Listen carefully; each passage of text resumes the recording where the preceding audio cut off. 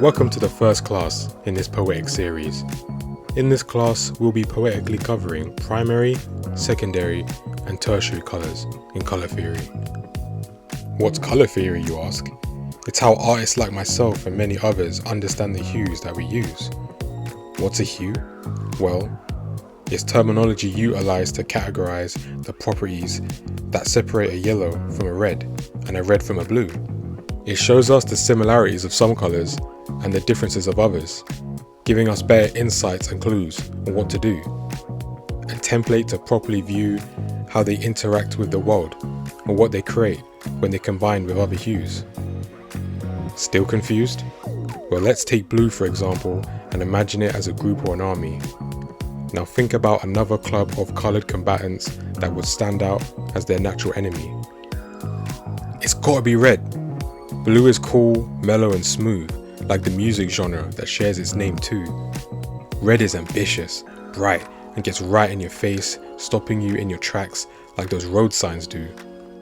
When blue and red soldiers battle and clash, it becomes violent and brash. It's not hard to tell who's who when these two decide to collide and crash. Wait, there's another important colour that I haven't mentioned yet. It's yellow, of course. Guessing yellow as my personal favourite would be a really easy bet. Yellow warmly radiates like the sun and can fill you with joy like a family pet. This army optically opposes blue and red in a three-sided struggle, thus completing the primary colour set. Now, just as water is wet, these three flashy factions will ferociously fight.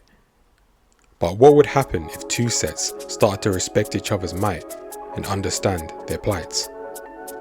That's right, colour collaboration. They start to mix together and create new colour nations.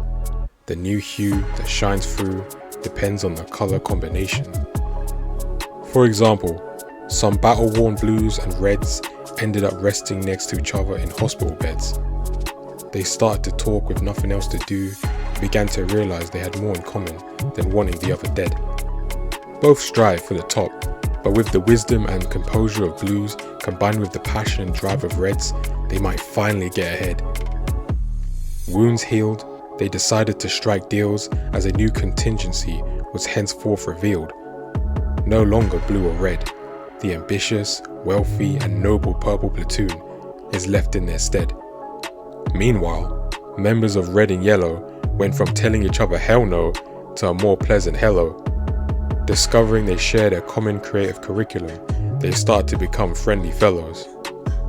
Mixed with some of red's grease from the elbow and yellow's vibes that are far from mellow, they join together like jello under the Orange Arts Guild as the new name they bellow. Now yellow and blue make quite the interesting crew. Who knew? Members of blue who remember their time hospitalized found their hunger for good health grew. Together with a yellow few, they tethered their interest to nature and healing foods that felt good to chew. Just like me and you who tried to do better, they rose up as the greenhouse company and have found themselves feeling brand new. See what's happened here? Looks like the secondary revolution has already appeared. Three fresh hues emerged to shake up the colour theory sphere. But what's that sound over the horizon I hear? Even amongst these 6 different factions, there are those who wish to create further fractions, just when you thought we couldn't possibly navigate any more nations.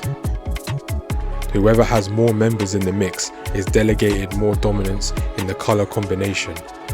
Purple platoons that are more red, orange entourages that are more yellow, and green gangs that are more blue.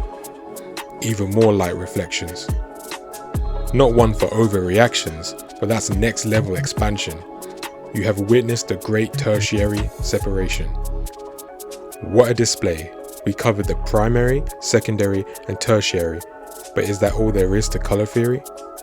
Like and subscribe to find out next time in the next class of Professor Poetry.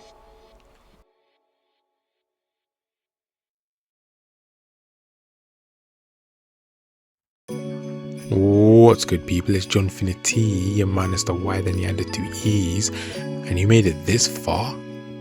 in the video. Whoa, thank you. This was an older video.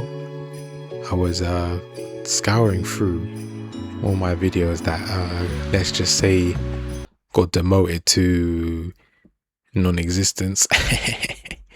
And I was rewatching it and I was like, you know what, it's kind of cool. Like, I put a lot of effort into the visuals, tried to sound as professional as I could. It's rough around the edges. I didn't like it initially, so I demoted its existence. I said to myself, why not give it another chance with some refreshed music? So yeah, that's what I was doing. I hope you enjoyed it. If you come this far, I hope you have. Consider liking, subscribing, and sharing. My next main video is gonna be revolutionary. And I'll catch you all later.